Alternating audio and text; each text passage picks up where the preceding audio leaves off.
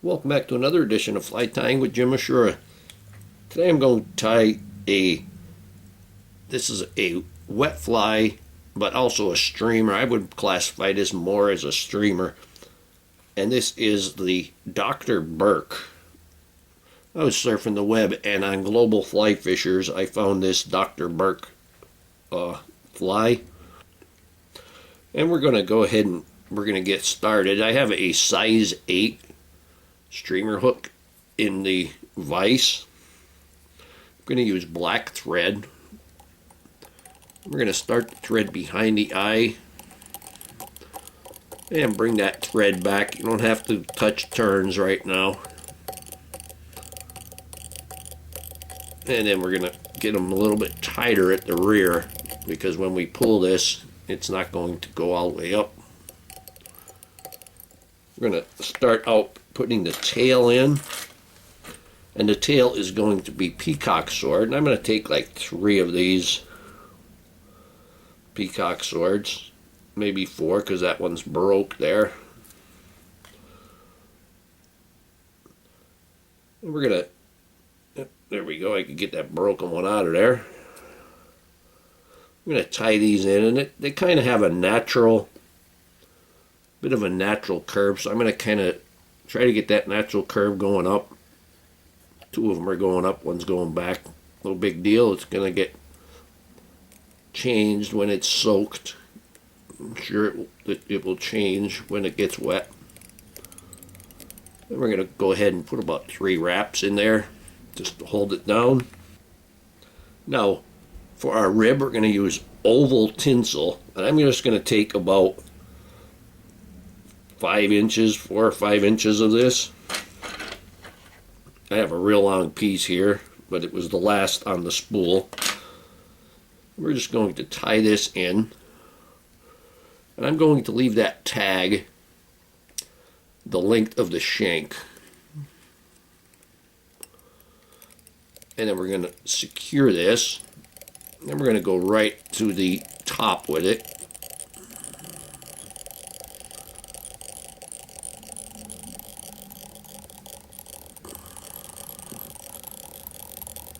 And it doesn't matter that it rolled around the hook shank.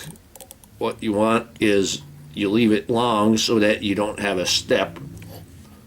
You want to keep a nice level body there, and we're going to go ahead and trim that off. And we'll bring that up just a little bit more. Want to stay a good eye length away from the eye of the hook. Now we're going to take our body material, and that is going to be silver tinsel, and this is a bigger one. This is a number 14 silver tinsel. I'm going to tie it in. I'm tying it in, this is silver and gold. I'm tying it in with the tag pointing forward, but also I'm looking at the silver side, and that's the color I'm going to see when I wrap. Let's give that a quick tie in there. I'm going to go ahead and give it a 1/2 hitch and put that in my bobbing cradle. I'm going to take my tinsel and I'm going to wrap that, and we're going to just rotate our vise. I'm holding it tight, and you can quickly move to the back. And you don't have to worry if you get a small gap in there. You want to try to overlap it. But if you get a small gap in there, not a big problem. That's why we start at the front and we go back to the rear and then come back up. And this will hopefully cover all the gaps that may have been in there. We're going to bring that right up. Let me back that up there. There we go, just a little bit there. And bring that right in. Go ahead and hold that tight, because if you let go, it's going to spring loose. Make sure you hold it tight. I almost lost it there. I'm going to fold it back and give that 2 or 3 wraps on top. Now I'm going to take the oval tinsel, and I'm going to wrap that, and I'm going to wrap that in the same direction. It's not a big concern. The oval is just adding more or less a different feature instead of actually protecting the flat tinsel as you would if you were tying, say, a Prince Nymph, and then you with the Peacock Herl, and then you counter wrap it to help protect the material underneath. Now we're going to go ahead and trim that oval off. Give this a couple wraps just to, because that oval tinsel is a little thick. Just want to crush down that oval tinsel. And we're still going to be about 1 eye length, maybe 1.5 eye lengths from the eye of the hook. Now our throat, we're going to have yellow hackle. I'm going to just pick one of these here. Just make sure that it's a nice full hackle. There we go. And I'm going to remove the fluff from the back side. Then I'm going to grab a hold of the tip. You could even put your hackle pliers on there. I'm going to grab the tip and pull all of it back. Yeah, there we go. Going to tie this in by the tip. You want those wraps a little tighter because it's easy for the tip to get pulled out. Go ahead and trim that. I'm going to grab I'm actually going to use my hackle pliers on that. Got a nice good part of the stem there. Going to fold the hackles to the one direction. Be careful so you don't pull it out, pull that tip out. We're going to wrap this.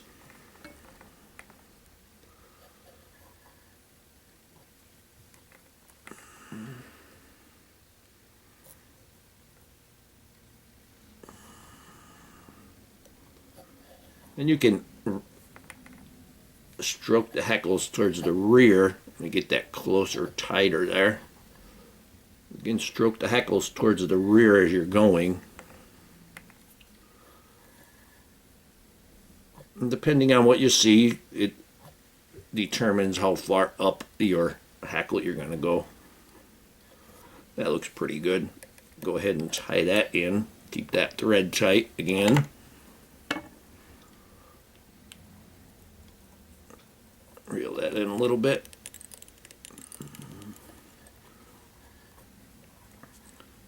Maybe give it a couple of wraps in front. Get that wrap nice and tight to pin that together. I'm going to take my poke and snip and remove that stem.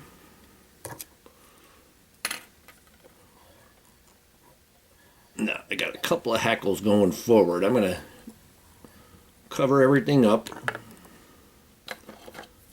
Take my lighter and get rid of them. Now we want the hackle on the bottom, so we're just going to go ahead and divide this hackle. Even get your fingers wet a little bit.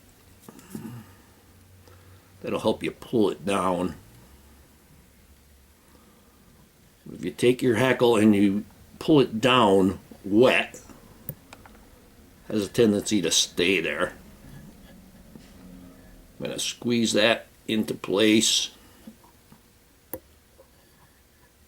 I'm going to hold them down to the bottom with my left hand, and I'm going to come back on them just a bit. And this is going to help keep them in position also. There, I'm about 1 eye length away from the eye once again. Got a couple wild ones up there. We could just go ahead and trim them off.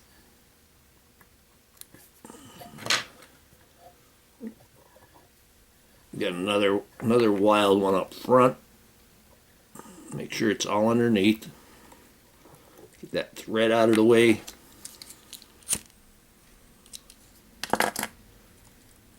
Hit that with the lighter.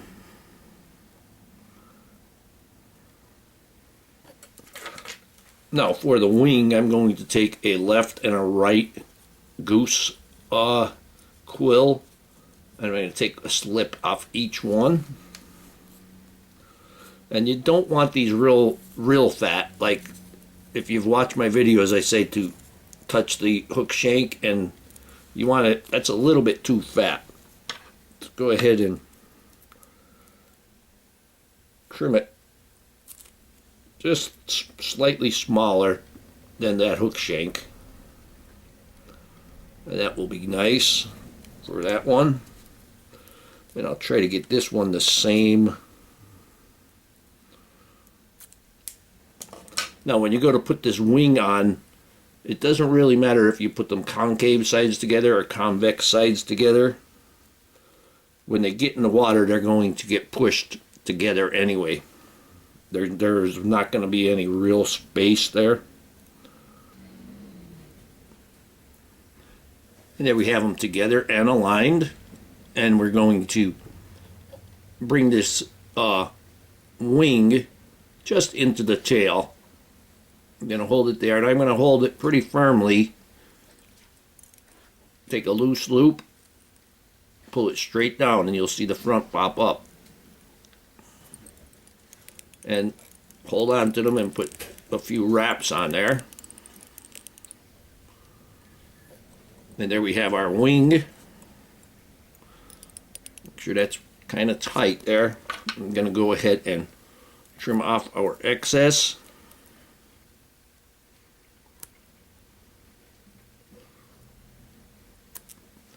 And trim that down nice and close.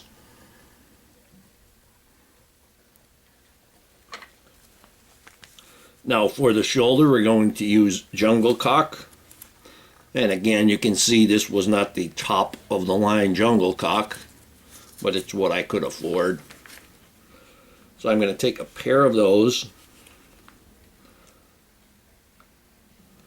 and the same size. You see on here, you can see some of them are split right there. You can see those splits and stuff, and the number one Junglecocks won't have any splits, and they'll be actually an orange color. Now I have that nice. I'm going to put this flat on the side. A lot of times with Junglecock, you ride them up, or you can keep them flat. We're going to keep this flat. Yeah, that's about good.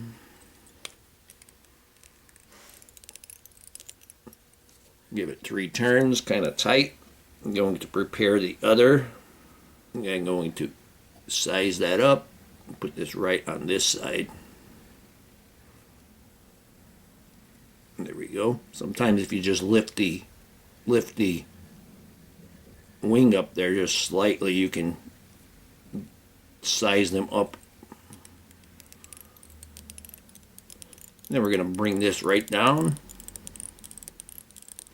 These are really thin stems, so you can do that and bring it right down. And we're going to clean that head up. Go ahead and trim those off. I don't want to pull. Don't want to ruin anything.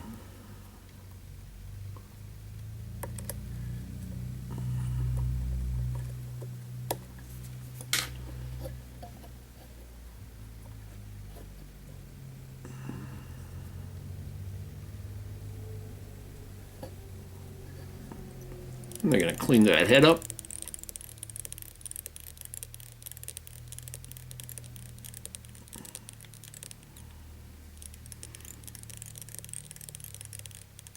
I'm going to go up at once. And then bring it back down, and we're going to tie that off. Take our whip finish. 1, 2, 3, 4. And like I said, this is a wet fly, but it's also a very good streamer. I'm going to classify it as a streamer. Kind of marry those feathers together.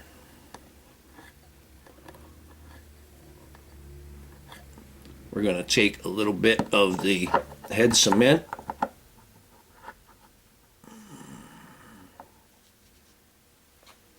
and we're going to put head cement on that head, and I got some in the eye, so I might as well just go ahead and get it.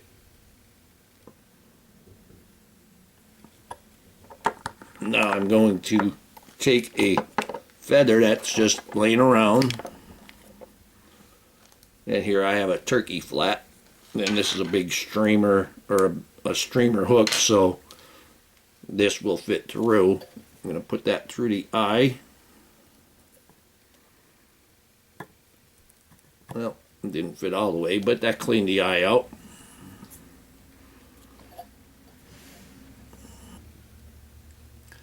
And here we have the Dr. Burke.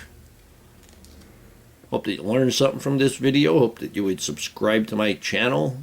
Please refer me to your friends. Please visit my sponsors. Let them know that I sent you.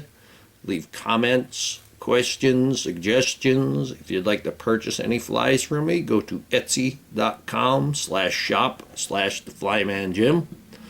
And as always, if you don't see it there, just send me a message through Etsy. I'll get right back to you, and we'll figure things out. And most of all, thank you very much for watching my videos.